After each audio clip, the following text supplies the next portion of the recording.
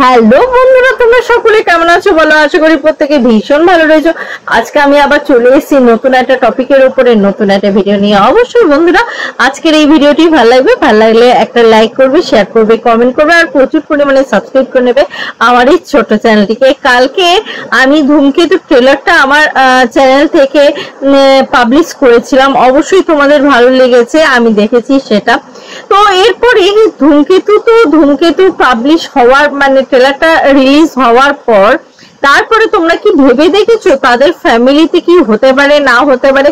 কেন এই কথা বলছি তোমরা জানো না?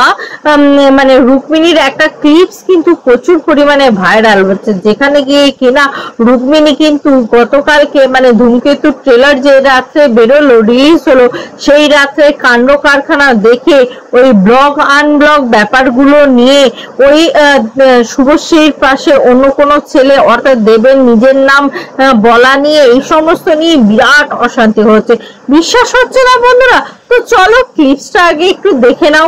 করেছো এটা একটা সীমা থাকে। ট্রেলার লঞ্চ হয়েছে, এটা ট্রেলার লঞ্চ।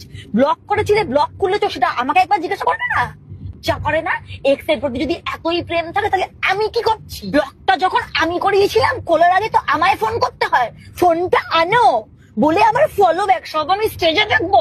লজ্জা করে না? কতজন আমাকে ভিডিও পাঠিয়ে বলছে হাউ ডু ইউ ফিল, শুভশ্রীর সাথে অন্য কোনো ছেলের নাম বলবে, কারণ তুই নিজের নাম শুনতে চাইছিলি? এরকম ওপেন ফ্ল্যাট করতে কে বলেছিল? শুধু তো প্রমোশন করতে গেছিলি, এটা তো ট্রেলার লঞ্চ ছিল। এরপরে কি করবি মুভিতে?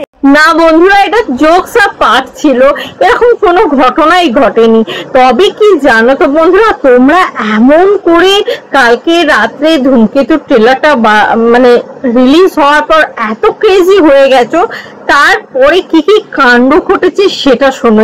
বন্ধুরা, পরকীয়া তোমরা তো পছন্দ করো না, আর পরকীয়াকে প্রমোট করছো তোমরা।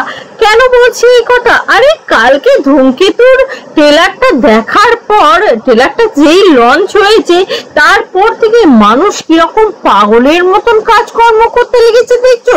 যেন দেব শুভশ্রী একেবারে একজুটিতেই থাকুক, তারা একেবারে প্যাচ আপ করে নিক, সেটাই তোমরা চাইছো।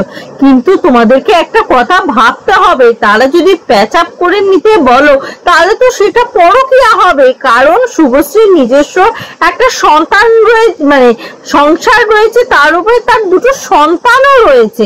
আর দেব লিভিং করছে বা সংসার করছে, যা করছে করছে, কিছু তো করছে রুক্মিণীর সাথে। তো যাই হোক না কেন, সেই সংসারে তৃতীয় মানুষের আগমন ঘটিয়ে তোমরা কি চাইছো? তোমরা কি এটাই চাইছো যে তারা পরকীয়া করুক আর তোমরা মজা লুটবে?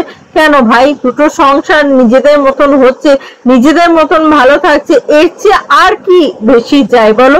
এর চেয়ে তো বেশি কিছু চাই না।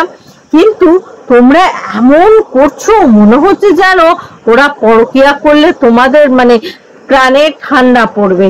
বিশ্বাস করো বন্ধুরা, ওরা যেটুকু করেছে পুরোটা টাকার জন্য করেছে, অনলি ফর টাকার জন্য, আর কোনো কিছু না। ওই নাচানাচি, কাছে আসাআসি, যা খুশি বলতে পারো কেন, সমস্ত কিছুই কিন্তু ওরা টাকার জন্য করেছে।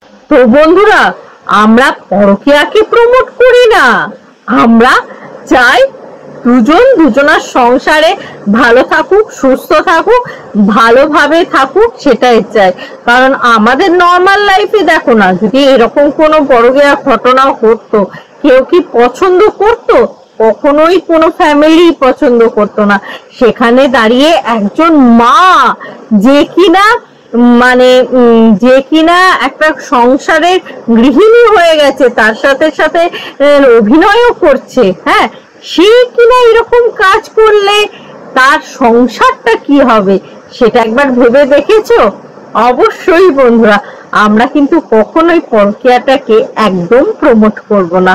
তো আজকের মতন আসি বন্ধুরা, আবার দেখা হবে তোমাদের সাথে নতুন একটা ভিডিওর সাথে, নতুন একটা জোশের সাথে। ততক্ষণের জন্য টাটা।